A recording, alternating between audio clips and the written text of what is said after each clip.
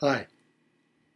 Many Christians are gay, so I'm going to talk about Christian hypocrisy and how my fellow Christians can transcend to the Christ perspective of love beyond politics. I am not gay, and I am married and have 2 sons. But many Christians are gay, and they are persecuted and harmed by other Christians. It is in Christian churches where the most harm originates, in narrow theology that is used to spread a hate that spreads out to the community. It is good that God is bigger than our churches, and it's sad that we have what we have done to gays in the name of God.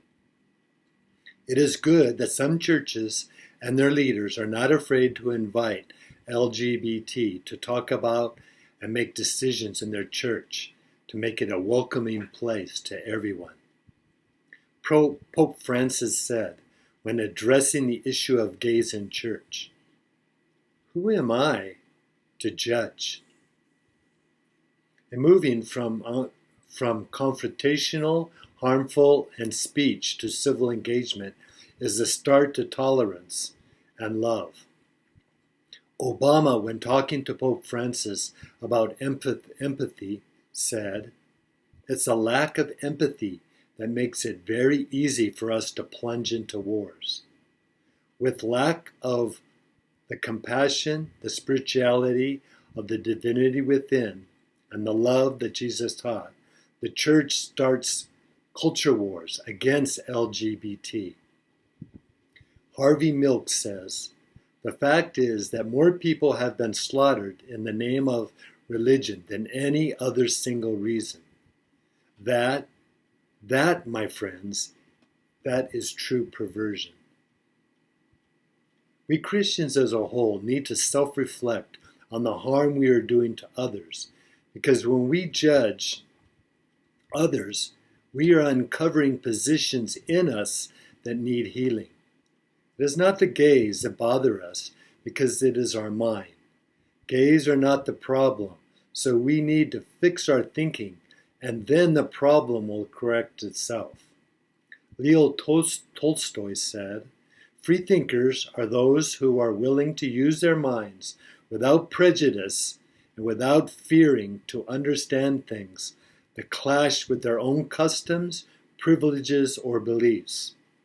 This state of mind is not common, but it is essential for right thinking.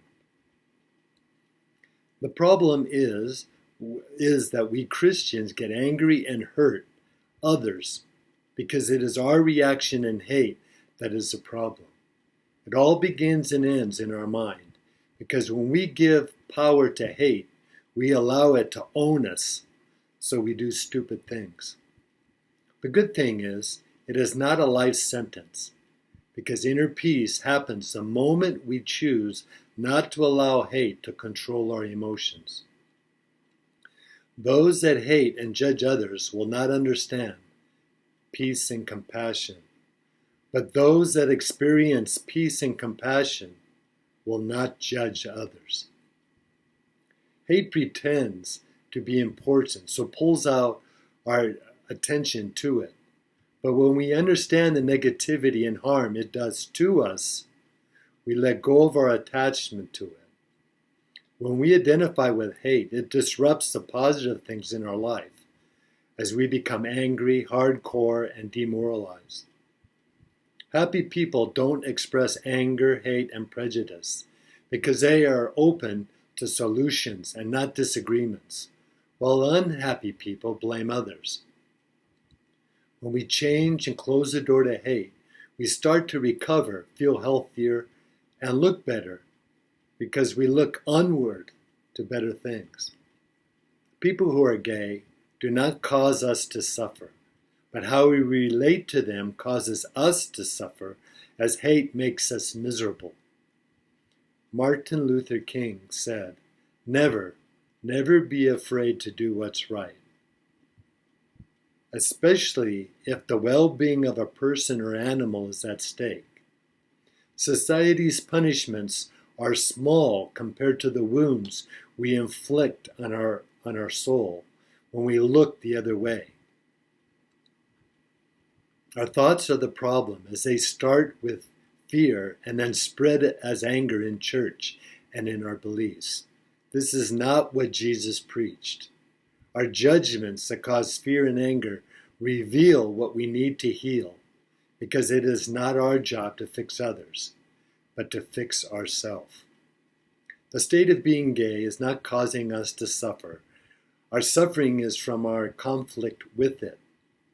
Being at odds with the love and compassion of Jesus, we Christians rearrange our beliefs to hate and judge others, and it affects our children.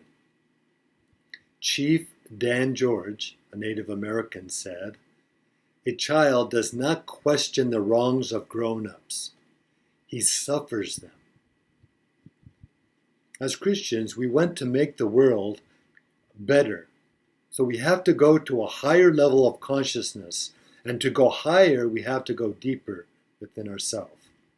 To do this, we look deeper and embrace our suffering compassionately, so our love can grow and evolve to encompass everybody. We have to stop persisting on holding others responsible for our happiness, which is a waste of time, because we need to give ourselves the love we are lacking.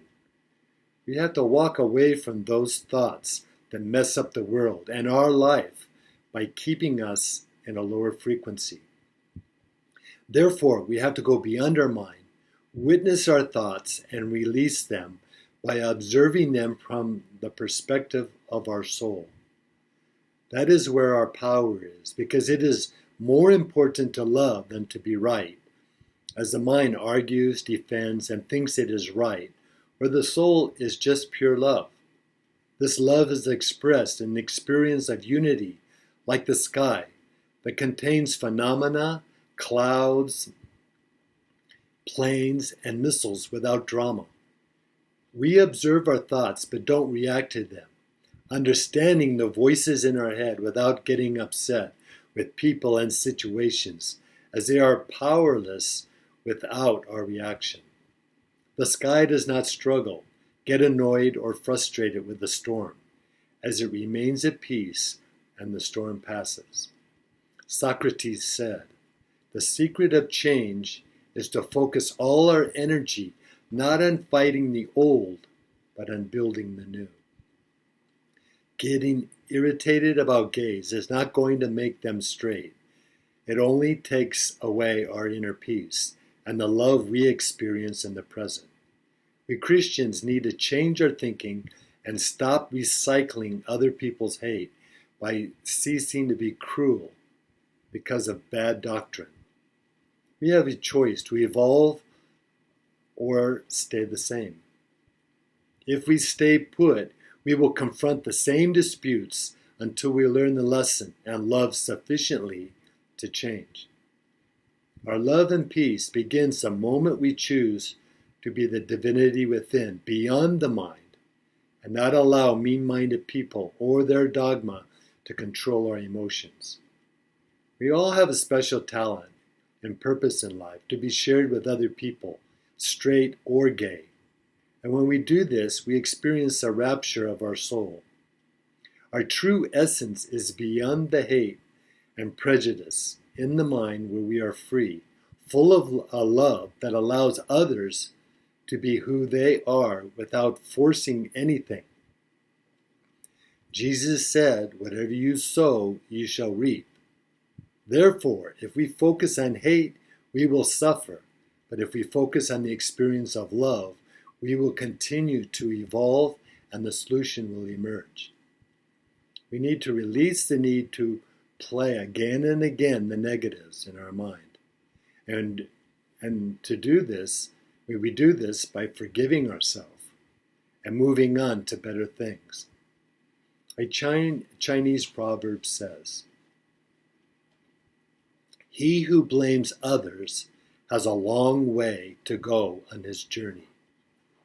He who blames himself is halfway there. He who blames no one has arrived." Thank you. Next time we're going to talk about the power of the soul, or the soul perspective.